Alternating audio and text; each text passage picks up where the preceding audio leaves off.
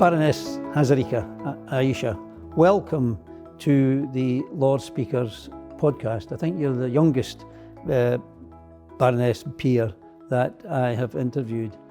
And as you said yourself in your maiden speech, you feel like a spring chicken here. So why did you accept the invitation from Keir Starmer to come into the House of Lords? Well, first of all, thank you so much for having me on the podcast. I'm delighted to be the youngest person. I've just had a birthday, so, you know... I can safely say you're under 50? I just, literally just by a whisker. So it's a great honour to be in your podcast. And I think what you're doing here is brilliant. I think sort of shining a light on the work of the Lords is really, really important right now. So I was really surprised when I got the call asking if I wanted to join the House of Lords. And I got the call and the person said, I'm calling on behalf of Keir Starmer. This is really serious. I've got something really serious I need to ask you. Are you by yourself? And I think you better sit down. And the first thing I thought was, oh my goodness, what have I been saying on my social media? Am I about to get cancelled?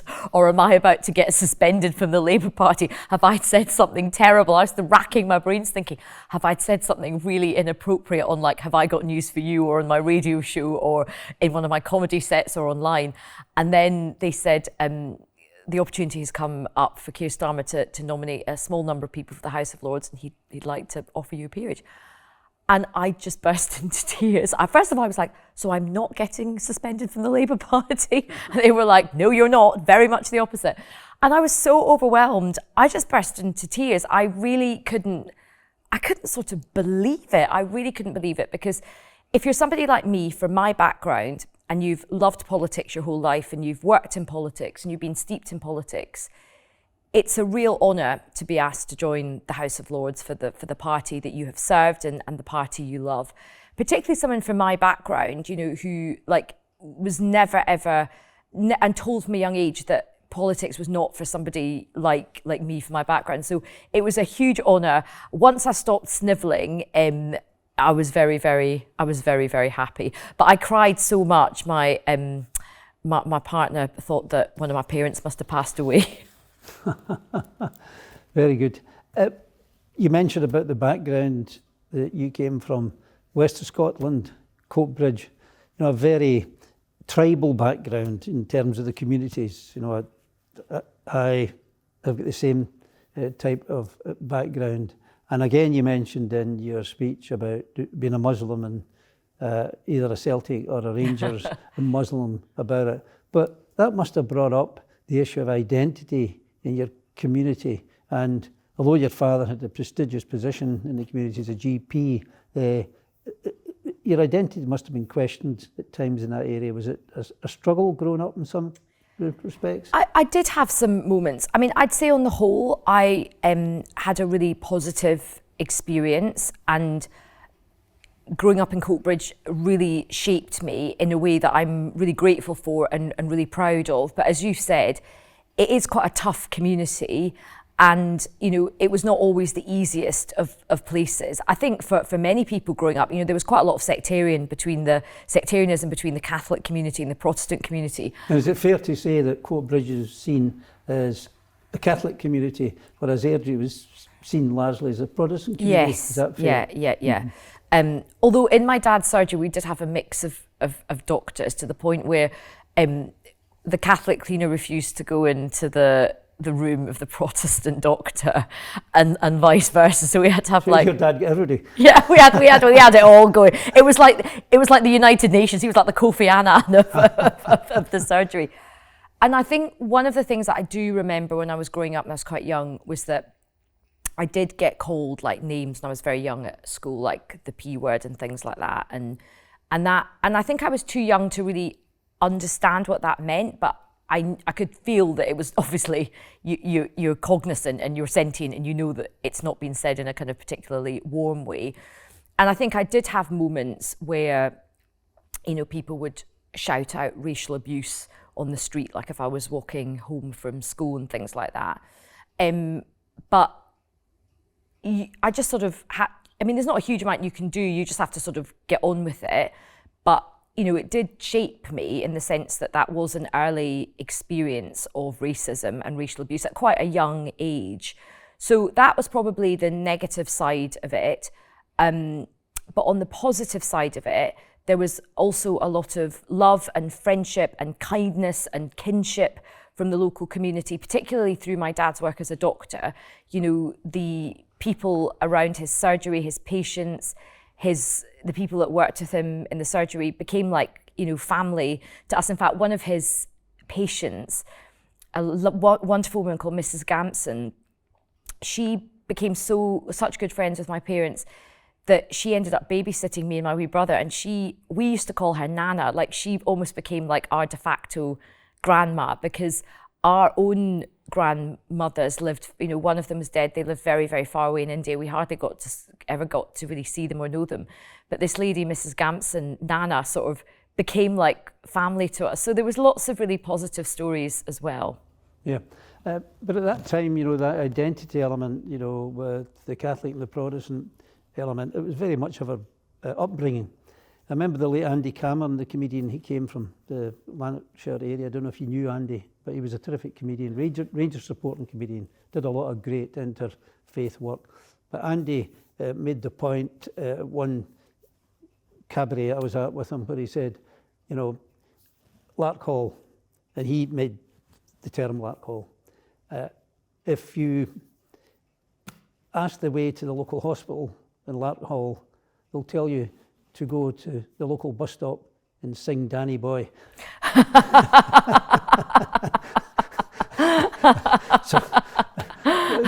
So it's good to turn these things into comedy. Yeah. Into joke. But well, there's another funny thing, which is like when my dad was leaving India, he got two job offers, and obviously he ended up in Lanarkshire, but the other job offer was in Los Angeles in America, also known as the Orange County, you know, the OC. But of course the joke was we used to have so many orange marches where we were in Lanarkshire. He kind of did end up in his own version of the Orange County. But in a different context. Yeah, but in a very different context. Yeah. But things have improved now enormously, I think. And the point that you made is in the different communities, you do find people who reach out to you. Absolutely. You know, and that's your experience. Yeah, absolutely. Mm-hmm. And I think, you know, it's really important that we call out, you know, discrimination, and particularly, you know, I would say with my values and the work I've done, it's very important.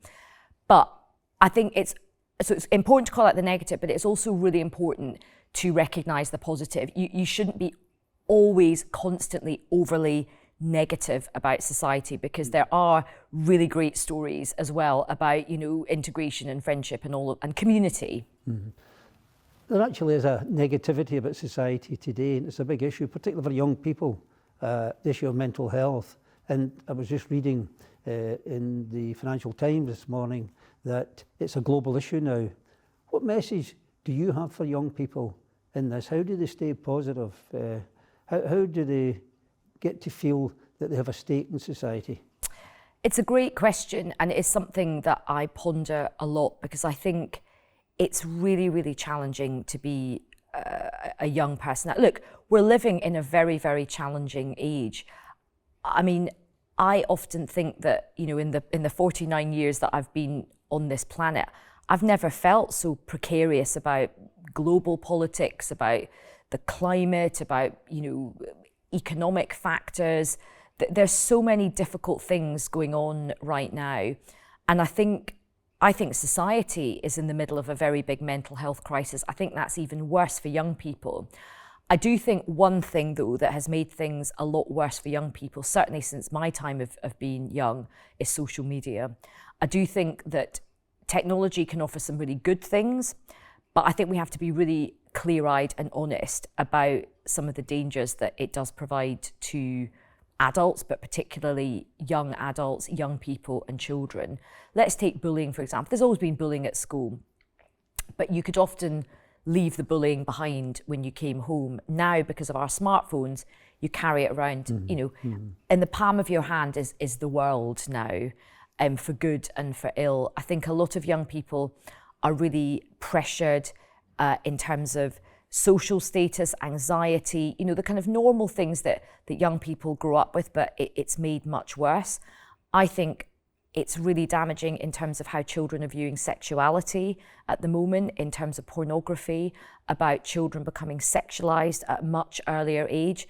I think children, both boys and girls, are being exposed to sort of violent pornography a lot earlier in life. I think that's distorting what is a good, healthy, normal relationship. I think there's, you know, a lot of being kind of seduced into sort of weird parts of the internet where you think you're finding friendship, but actually you're being slowly radicalized. So I think there is a lot for young people going on with social media. Add to that the reality of the financial pressures that a lot of young people, it is now factually true that the metrics are tougher for young people. Just trying to do the right thing, leave school, get a job, go to university, or college, or get a good trade, being able to get on the housing ladder, have a family, support yourselves, all of these things which, you know, wasn't like a walk in the park for our generation, but it was achievable for the majority of us. That now feels really difficult for young people as well. So I think there's a sort of cauldron of different things which is putting a lot of pressure on young people. I mean, my advice to young people is, you know, to really think about looking after your mental health. Yes, technology is great in many ways, but do not try to become addicted to it. Be sort of aware of real life as opposed to just this black mirror in the palm of your hand. To make your way in the world, to because I think the irony about the phone and social media is you think there's this big world in the palm of your hand, and there is to a certain extent, but it sometimes limits you from actually getting out into the real world, into your community, having conversations with people, doing things like living your life in a sort of more granular, real way. So I think that would be my advice. And also I think, you know, going back to what we were talking about earlier, it is very easy to feel very anxious at the moment. I totally get that. And I wouldn't be, you know, overly harsh. You know, I have sleepless nights where I'm thinking about the state of everything. It is an anxious time, but try not to sort of become a prisoner of your anxiety. You know, there are lots of good things in the world as well. There's lots of great things to be involved in. And in small ways, you can make a change, and you will feel better about yourself if you do get out there and try and participate in the world instead of being sort of frightened and terrified of the world. But it is a difficult time to be a young person. I don't, look, you know, we sometimes joke about the snowflake generation, and, you know, I'm a comedian, I'll make jokes about people like that as well. And sometimes my younger colleagues at work, you know, will have a, you know, I'll take the mick out of them. The other day I was trying to explain who Christopher Biggins was to, like, which is a real leveler of you're getting old in the office. But on the whole, I do think young people are trying their best in quite difficult circumstances. Yeah, I'll come back to that later on because it's an important point, but you studied journalism rather than law. I started doing law and then Exactly. I switched to journalism, yeah. And why did you do journalism? Because I just, in my heart of hearts, just didn't want to become a solicitor. My parents were kind of classic Asian mum and dads where they were like, you can be anything in the world, anything, provide us a doctor, lawyer, or an accountant. They're the three things. So I couldn't count. I wasn't very good at maths. I didn't like blood. So I was like, fine, I'll do law. That's basically why I ended up doing law. And then I did 3 years at Hull University, and I was just like, there's no way I want to go to the College of Law to get my diploma. So I had a massive row with my parents who were very disappointed. I mean, they're very disappointed that I'm not a doctor, basically, or that I've not married a doctor. They're very happy I'm in the House of Lords, so that's the only thing that's made up for that. So, you know, Keir Starmer, thank you very much for that. Although because Rishi Sunak became Prime Minister, my mum will still say, Rishi, he became Prime Minister. I'm like, okay, Mum, I can't actually become Prime Minister now, okay? You then turned to comedy. Oh, yes. Now, did you went to night school or you went to a course in comedy? I did. You know, I did a course. It seemed quite a departure. You know, I thought you were a rather sober, staid person, but it's obviously... It's all been a ruse. It's all a ruse, John. It's always. So I was working as a civil. So I did this postgraduate journalism diploma in journalism and politics, broadcast journalism and politics, and then I ended up getting a job in the government press office service, the government information and communication service. There's actually a Coatbridge connection here as well, because I literally had one day in the press office as an admin girl. They were doing an office move because it was this time in the jobs market wasn't that great. And at the end of the day, I was busy chatting away to everybody, making everyone cups of tea, being as friendly as I could to everybody. And the guy who was the head of the press office at the end of the day said, your accent is Scottish, where are you from? And I said, you'll never know. It's a small town outside Glasgow called Coatbridge. He's like, no way. Turned out he was from Coatbridge. And I'm not saying Coatbridge is a small place, but it turns out that the love of his life was like the daughter of my piano teacher. So we ended up basically saying, oh, you can come back tomorrow, we'll book you in for tomorrow and the next day and the next day. And then that's basically one of the routes that I ended up, so the great Coatbridge connection kind of continues. Oh, yeah. So I became a government press officer, which I absolutely loved. It was such an interesting job working in these different government departments. I started off at the Ministry of Agriculture, Fisheries and Food. I then went to the Home Office at a really interesting time. In fact, one of the big things I worked on was the Macpherson inquiry into the way the Metropolitan Police had handled the murder of Stephen Lawrence. And then I moved to the Department of Trade and Industry and spent many years there. But I just felt like something was missing in my life, because it was quite serious. It's important, serious, grown-up work. And I just felt like life was slightly slipping away from me.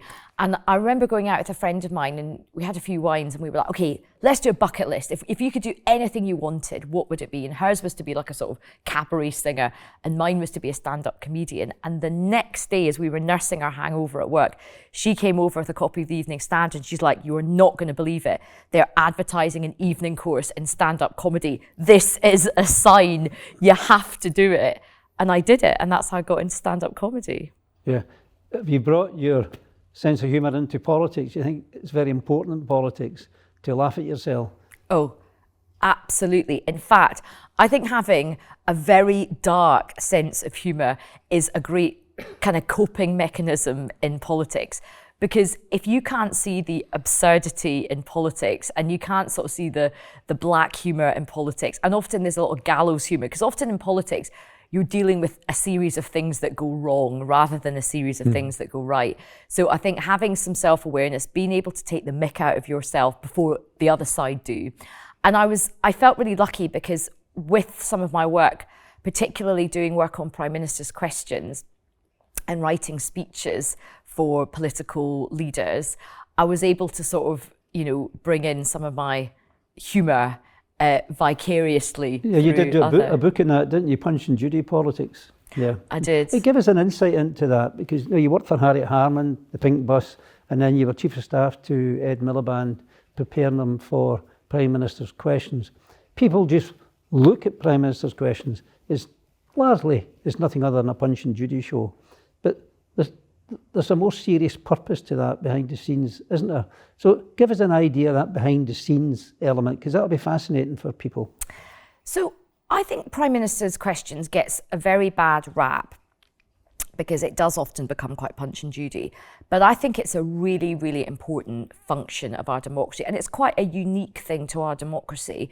There are not many democracies around the world where the principal politician in the land is called to the same spot week in, week out, and faces questions on any topic from any member of parliament across the country. And often, sometimes they get an inkling of what the question's going to be, but often the questions come out of nowhere.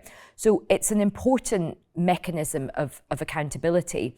And also, now I know many people might be shouting at the podcast now going, I know, but they never answer the question, but the principle is there. I also think that it's an important, test for the Prime Minister and for the Leader of the Opposition, because ultimately politics is the art of communication, and politics is ultimately about a debate and about debating big ideas, competing ideas. And yes, we live in an age of social media and lots of kind of fancy advertising and stuff. But what I think is really important about PMQs is there's a purity to it. All of that is stripped away at Prime Minister's questions. And what it is basically one man or woman making the best intellectual, moral, political argument with their brain, their head, their heart, their voice, their communication skills, their oratory skills. And I think that is really, really, really important. And I think from a leadership point of view, whether you're the Prime Minister or the leader of the opposition, it's important in terms of sending a message out to the public, because the press gallery is full and the media cover it a lot. It's often the most covered point of the week in Parliament. But you're also sending an important signal to your own team as well, saying, out of all of you, I am making the best case, and this is why I'm the leader. So even though I know a lot of people don't like it, I think it's a really important thing. And I remember when I interviewed William Hague for our book, and he said, ask yourself this question: would our democracy be better if PMQs was very, very well behaved, where it was pin drop silence and we just listened to our political leaders with a sort of deference? And the answer to that is no. Yes, it is a bit messy, and sometimes it descends into kind of farmyard animal noises and all this kind of thing. But I think it is quite unique in our democracy. And I think our democracy would be poorer if we didn't have PMQs. But I would like to see people raise their game a bit. I would like to see the level of debate be elevated more. Yeah. In terms of communication, the communication world is so different now, particularly from the time I was in the House of Commons. And I remember it was said that Neil Kinnock became leader of the Labour Party because he was good on telly, a great communicator. There's a case for saying now that doesn't apply. It's a different age we're in. What are the qualities a leader of government or opposition has to have today to get to the root of society's issues and engage with people? Gosh, I mean, that is a sort of $64 million question, isn't it? I mean, I still think being telegenic is really important. And we're moving away from an era where, everybody would watch the evening news and that's how they would get their, social media is, we've discussed social media a lot in this conversation. Social media is a really important way of communicating. But the concept is the same. I suppose whether you say someone is telegenic or whether they work on social media, I think you do have to have somebody who can connect with ordinary people, whether that is charisma, whether that is just being a very eloquent, articulate communicator. I think there's something about connection which is really important. And also, it's quite difficult to fake that connection. I think you have to have just quite a natural, raw feel for it. Yes, you can be coached and you can prepare and you can do you can get a nice suit and all that sort of thing. But I think you either have that ability to emote and empathise with people and kind of speak their language. So I think that is a really, really important point. But that's not the only thing you need. I think to be a good leader, particularly in this day and age, well, this is what I would hope. I mean, I think many people feel this probably hasn't happened of late because we've had so many different leaders recently. I think what the public are looking for is somebody that can connect with them, but somebody who can also get things done. Because I think what people are really fed up with is people saying, I'm promising you the moon on a stick and delivering you kind of nothing but excuses. So I would say those are the two things that really matter. But what I find fascinating is the world in which we live at the moment, when you kind of looking particularly around geopolitics, which is wild at the moment. We're not in an age where people people do want a bit of character, and they do want, there's this phrase at the moment, the strong man, which is quite, as somebody who's a feminist, and I would like to see more women in politics, that's quite a gendered thing. But there is definitely there's clearly a desire right now for quite kind of strong, like you look at somebody like I don't share Trump's politics at all, but even I could tell he was going to win in the run up to the election, because he's such a strong character. He clearly believes what he says, and he makes people believe in what he's saying. Whether or not he can make any of this stuff happen remains to be seen. But I think we are living in an age where people do expect our politicians, they want them to feel authentic to them. And that is not about somebody, oh, I can't connect with this person because they're really rich, or I can't connect with this person because they're from a different background. It's something more kind of sort of ephemeral than that. I think we used to sort of say, oh, this person's from this class, so they must connect with this class of people. That's not the case anymore. People are prepared to look at, you know, anybody, but they've got to feel that that person is authentic and they've got kind of real strength to them. Yeah. As I was sitting in the Woolsack yesterday, observing the questions, you were fortunate to have question number 1 on antisocial behaviour and shoplifting, and actually felt that got to the issue that you're talking about just now, because those were the issues that people were responding to, and that debate in the House from all sides, you know, spoke to that issue. Would you agree that that's the type of stuff we need to talk about? Oh, 100%. I do feel that one of the reasons why I would say... Why did you put that question down? Because I see it in my everyday life. So where I live at the moment in Lambeth in South London, there is so much shoplifting going on. There is so much antisocial behaviour.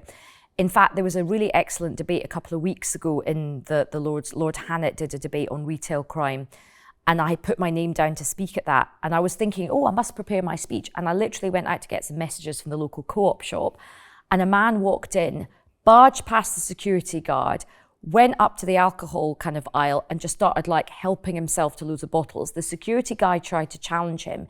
He got really violent with the security guard, threatened everybody else in the shop, and just sort of walked out. And it was such a shocking moment.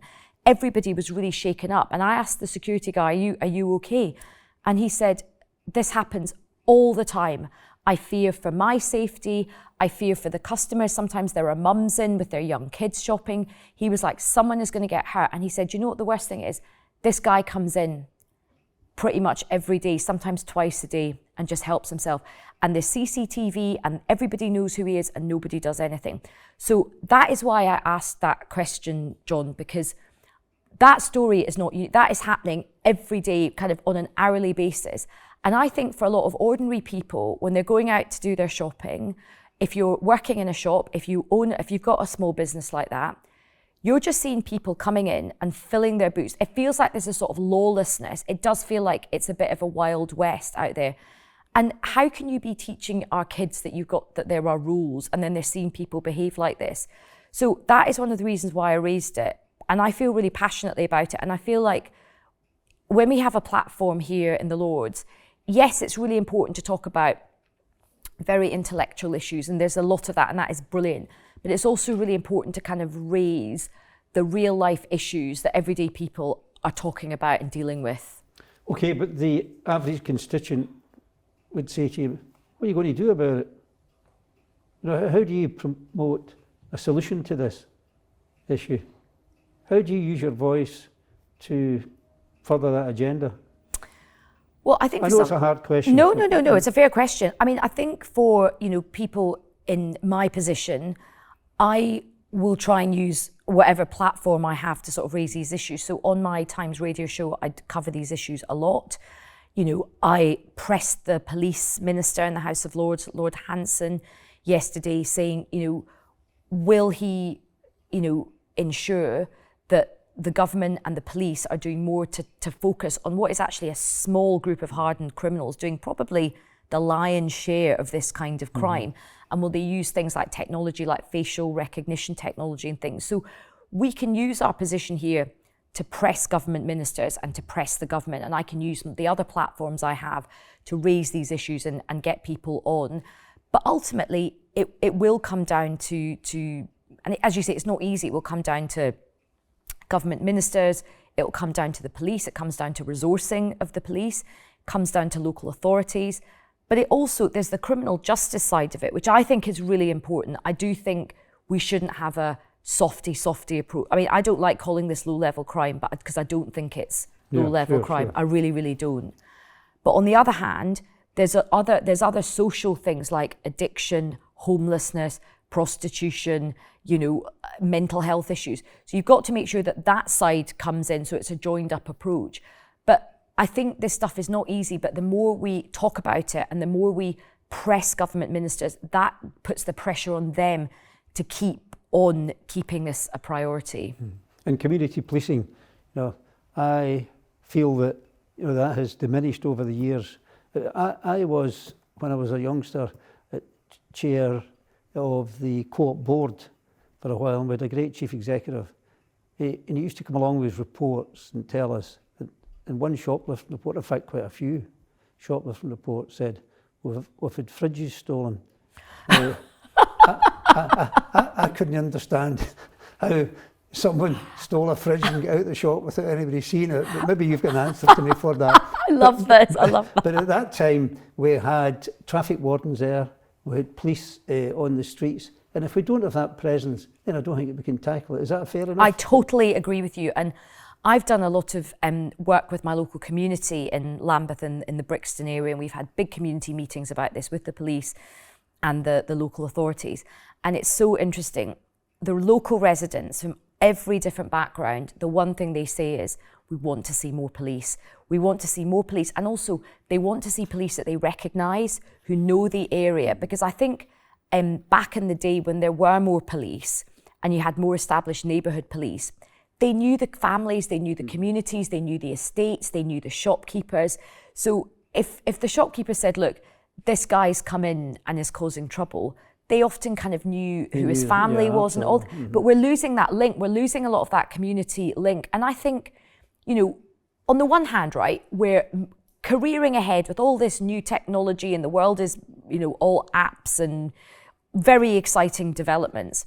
But I think what a lot of people want is a return to, I don't want to use the word old-fashioned because that is a bit pejorative, but some kind of common sense, like traditional things that held up our communities as well. You can have all the advancing technology and innovation, that is really important. And if we want to do better in our public services, they do need reform, and technology will be a big part of that. But I think what a lot of people are crying out for is common sense, like human beings being there again, knowing people like the police, like your family doctor. There's some basics in society that I still think we need. Missing, yeah. In other words, I think you made the point with your Times radio shows that you're encouraging conversation rather than confrontation. And that empathetic element in conversation, listening to people, is that what you're getting at here? Yeah, absolutely. And I think we've got to talk about all of these things. And we've also got to, we live in a very polarised age with our politics, which has, everything has become very tribal. And unless we actually sit down and have conversations with people who we have different views from, wisdom, all the solutions don't lie in one political party. All the answers don't lie in one way of thinking. There's lots of contributions to be made across the piece, whether it's crime and justice, whether it's tackling social care.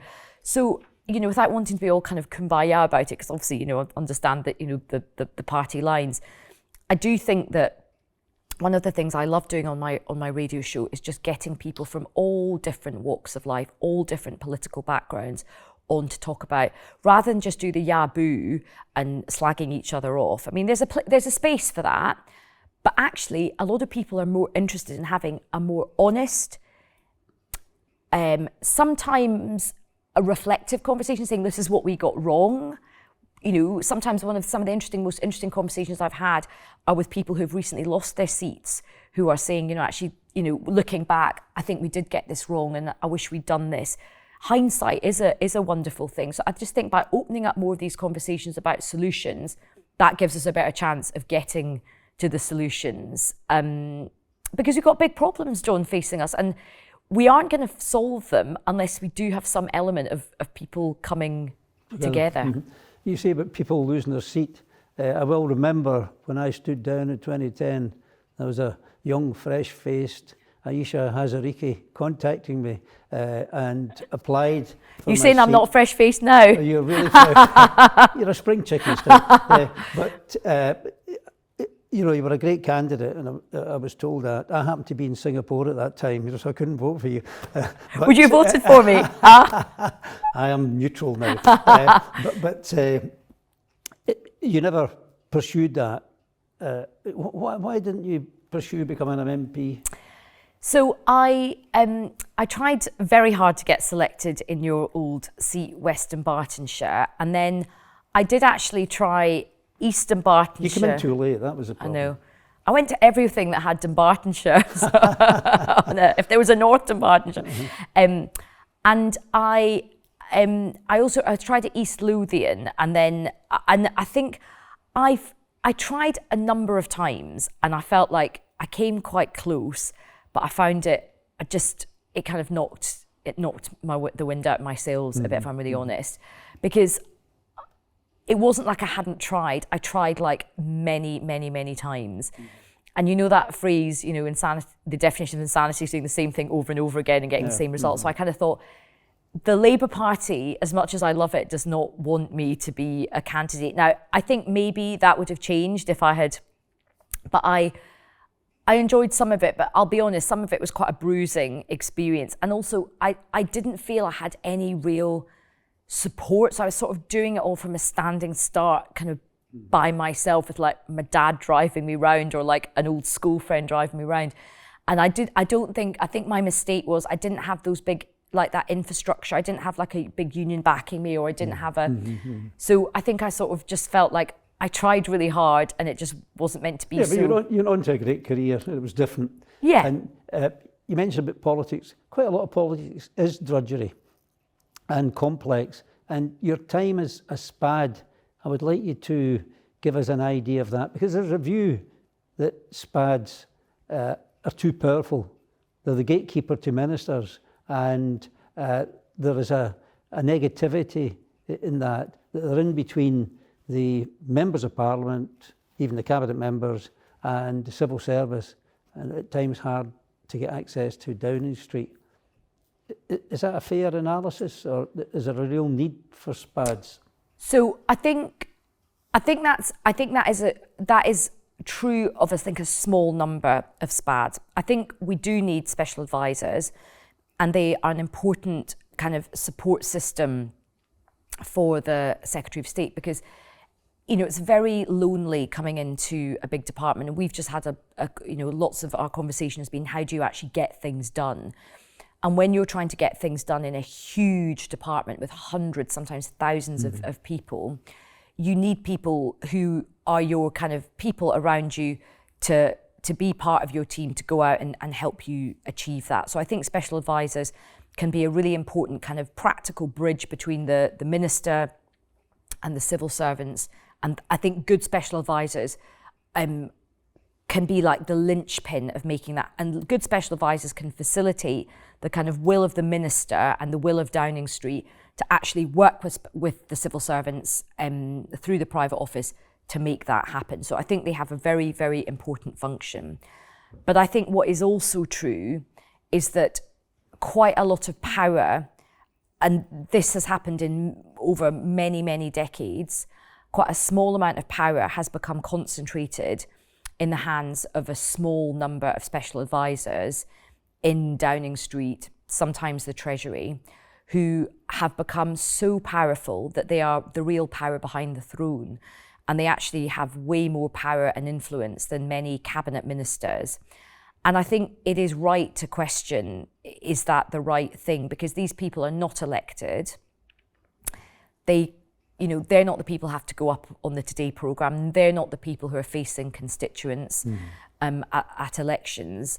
They often don't have to ever really explain their decisions, and their decisions can have a profound effect on what happens in this country. I mean, just look at somebody like Dominic Cummings, for example, in terms of the effect that he had on this country. So I think there's a really important role for special advisors, but I do think there should also be a focus on how much power special advisors have, and also training special advisors. There's a lot of pressure on special advisors when they come in. Often many of them haven't had a huge amount of experience. I think they need to have better training. They need to be supported. I think there's also a case for bringing in special advisors who maybe have a bit more expertise in that particular discipline to try and help the delivery of policy. So I would say special advisors are incredibly important. In fact, they're so important, they sort of need a bit more attention and support to make them perform better. But they also, like every other bit of power, they need guardrails. Mm-hmm.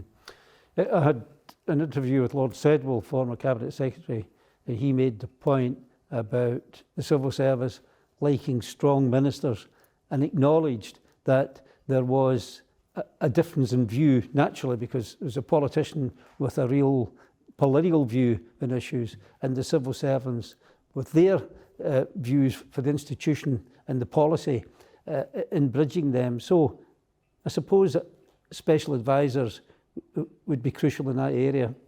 Definitely, and I mean, I had a lot of... Give an example of I had a role for a special advisor. Definitely, I mean, I remember when I was working for Harriet Harman, now Baroness Harman, and we were working on the Equality Bill, which became the Equality Act 2010. And that was a big beast of a piece of legislation. It was a consolidating exercise, but she was also very clear that she wanted to strengthen the Equality Act, which was absolutely the right thing to do. But we found that there was a lot of internal opposition, not because people were sort of bad people, but it was like, Minister, this is too difficult to do. We've already got so much on our plate. This is already a very big, unwieldy bill. We'll have to, work cross government. We'll have to get the permission from the Treasury on this. It's not just your decision. We'll have to work with the business department, the DWP, the health department. And there was quite a lot of computer says no. And that is a very good example of where Harriet Harman, the other ministers at the time, but myself as the lead special advisor, really did spend a huge amount of time really working with the civil servants, persuading them of why this was so important and saying, look, if we don't strengthen this bill and if we don't get these additional things, we're going to miss out on a really big opportunity to do some really good work here, work that you will feel really proud to be associated with.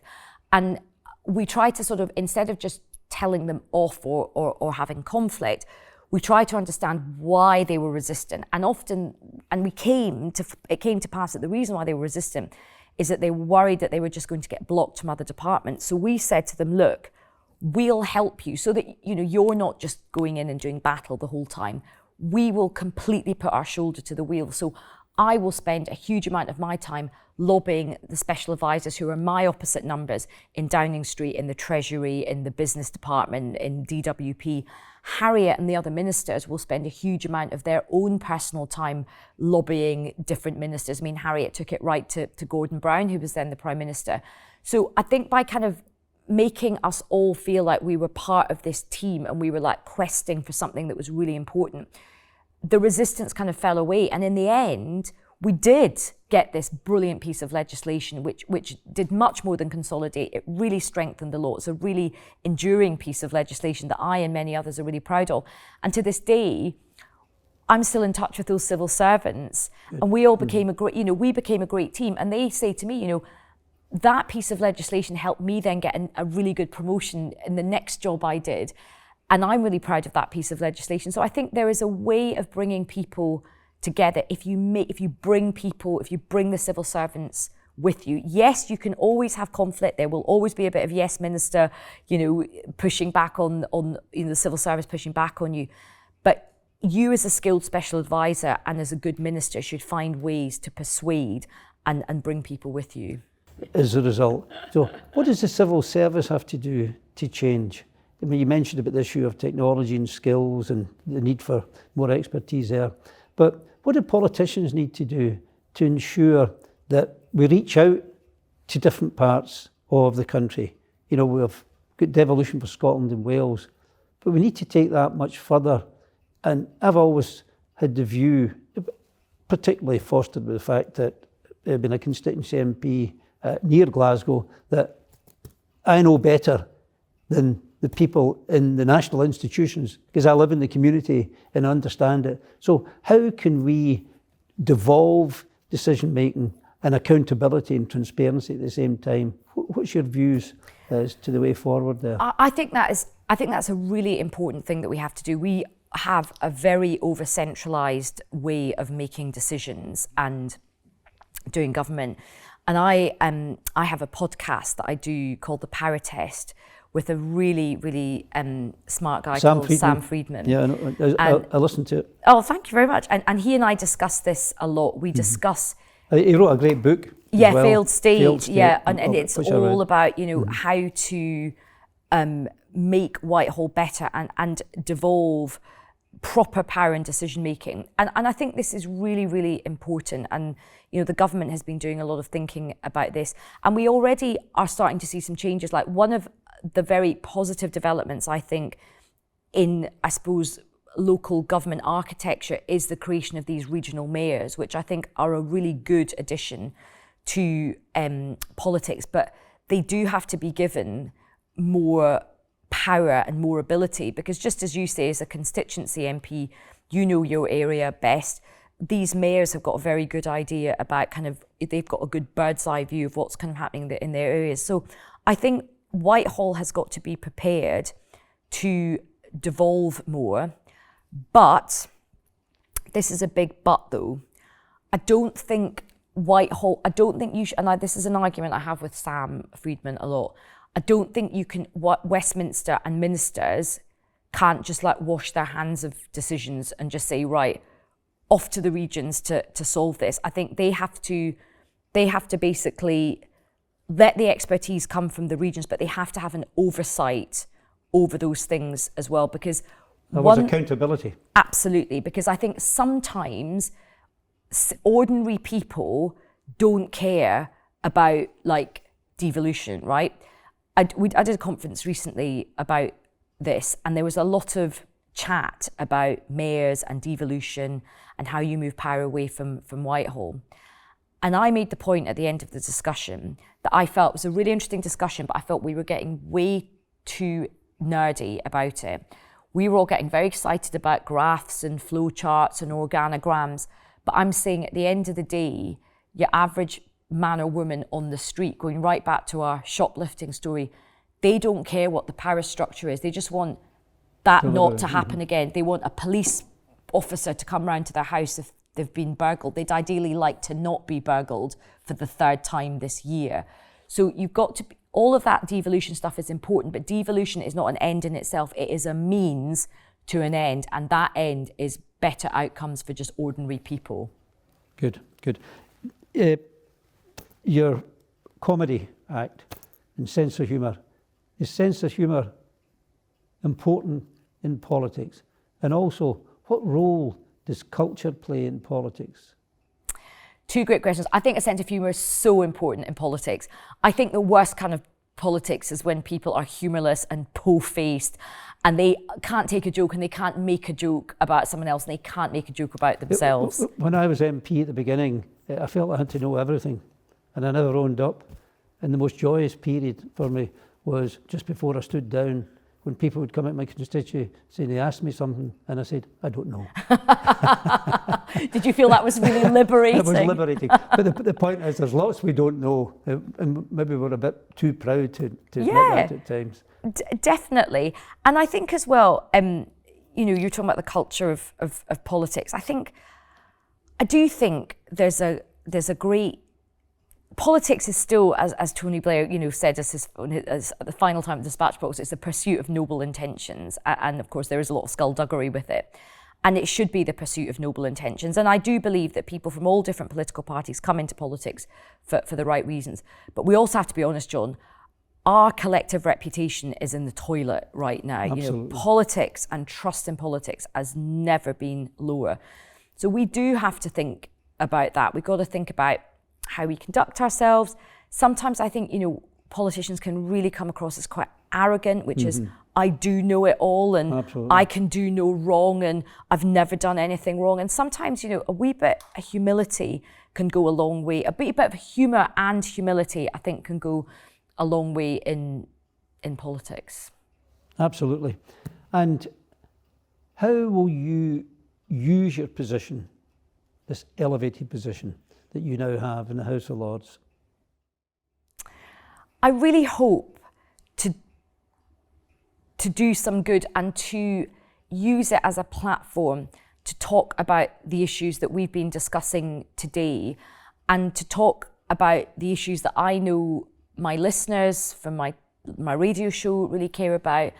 And also, you know, John, one of the, you know, and it's a great privilege and blessing for me, is that a lot of people see me on the telly or they hear me on the radio talking about politics, and they clearly think I'm quite approachable, because people stop me all the time on the street, when I'm on the trains or buses or whatever, and want to have a chat. And I love those conversations with people.